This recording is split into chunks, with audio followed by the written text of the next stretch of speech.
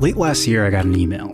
It said that the price of my Disney Plus annual plan was increasing to $140. But that wasn't the only one. Netflix was going up, and their most affordable tier would now have ads. Amazon Prime would be $3 Apple TV went from $6.99 to $9 to $18 a month.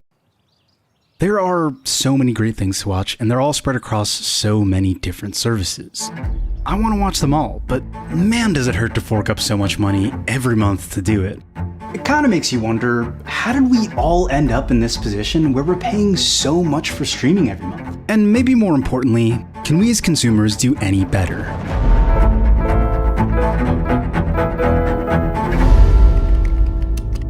To answer these questions, we first need to look at the story from the streamer's perspective. And we'll start with Netflix, the biggest, oldest streamer around.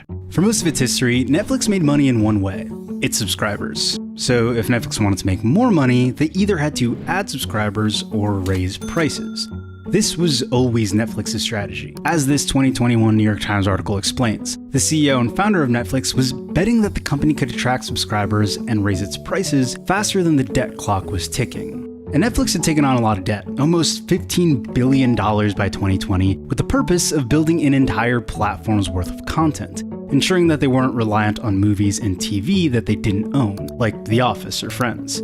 This strategy worked, and for a long time, Netflix grew really reliably, even as its prices went up. They'd had very steady growth 2015, 16, 17, 18, 19, and then the pandemic happens in 2020, and they have their best year ever. That's Lucas Shaw, by the way. Managing editor for media and entertainment at Bloomberg News, and I'm also the author of the newsletter Screen Time.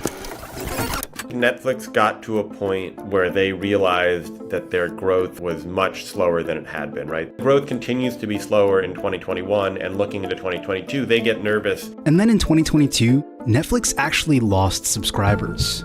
Just 200,000 at first, and then 1 million. There are only so many people in the population, right? Even if you got everyone, there is a ceiling to that. But they also knew that they had more customers than it appeared. This phenomenon of password sharing. Netflix had said publicly that they were not worried about it, and I think early on, it's true, they were not worried about it because password sharing was a way of exposing the service to more people, and if people liked it, they would convert. But at a certain point when they hit a bit of a ceiling, they were looking at the numbers and they said the only way that we're going to be able to grow is if we convert some of those sharers into payers. This move created a temporary surge in subscribers. It made enough of a dent that other companies are following in these footsteps. But Netflix isn't the only trendsetter. While all this was going on, another company was carving out a slightly different path. Hulu has always had two tiers to its service: ad-free and ad-supported.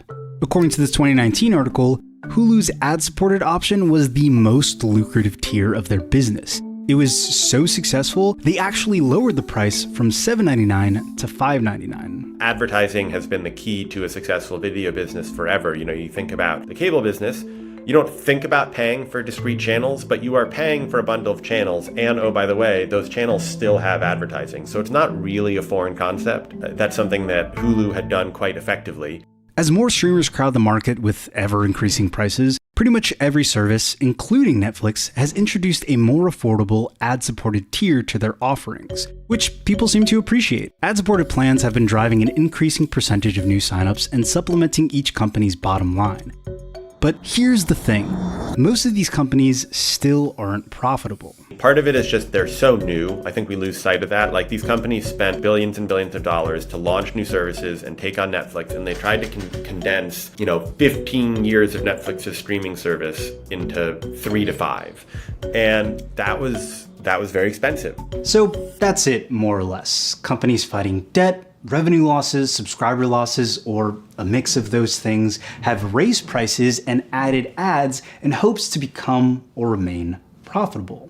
But what does that mean for us as individuals? Well, if you're like me and have crafted your personality around filmmaking, movies, and TV, then you might be subscribed to a bunch of streaming services indefinitely. This isn't cheap, but it's the kind of thing that you might be willing to invest in. So maybe the answer for me is to do nothing and just accept the increased monthly cost because I find value in having access to all of the streaming services. But in researching this video, I found that there is a growing group of people that have a much more strategic approach.